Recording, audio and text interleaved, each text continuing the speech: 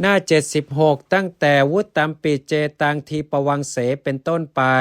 แม้คำนี้ก็สมจริงดังคำที่พระอาจารย์ชาวสิงหนกล่าวไว้ในคัมภีร์ทีปวงศ์ว่าพระราชาทรงพระนามว่าอโศกทรงส่งเครื่องบรรณาการซึ่งเกิดขึ้นเพราะบุญญกรรมวงเล็บของพระองค์ไปถวายแด่พระเจ้าเทวานัมปิยเดชคือพัทวารวีชนีหนึ่งพระอุณหิสะวงเล็บพระมหาพิชัยมงกุฎหนึ่งสเวชชัดหนึ่งพระขันหนึ่งฉลองพระบาทหนึ่ง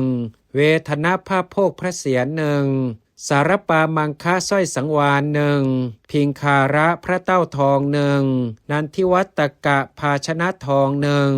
สิวิกะวงเล็บวอหรือเสลียงหนึ่งสังขะวงเล็บสังสำหรับรดน้ำในเวลาอภิเษกหนึ่งวัตตังสกะวงเล็บพระมาลากรองสำหรับประดับพระการหรือการเจียกเครื่องประดับหูหนึ่งอโทวิมะวัฏโกติกะพระภูษาคู่ซึ่งไม่ต้องซักฟอกหนึ่งโสวรรณปาตีถาดทองหนึ่งกตัจฉุทัพพีหนึ่งมหาคหัตถาปุญชนะผ้าสำหรับเช็ดพระหัตถ์ที่มีค่ามากหนึ่งอนุตโตทกกาชะหาบน้ำสะอนุดาตหนึ่งอุตตมหริจันทนะแก่นจันแดงที่ดีเลิศหนึ่งอรุณวรรณมัตติกะดินสีอรุณหนึ่งอัญชนะยาหยอดพระเนตรที่นาคนำมาถวายหนึ่งหริตกะพระโอสถสมอหนึ่งอามลกะพระโอสถมะขามป้อมหนึ่งมหาคะอมโตสัทธะพระโอสถแก้โรคที่มีค่ามากหนึ่งข้าวสาลีมีกลิ่นหอม 6,000 เกวียนที่นกแขกเต้านำมาถวายหนึ่ง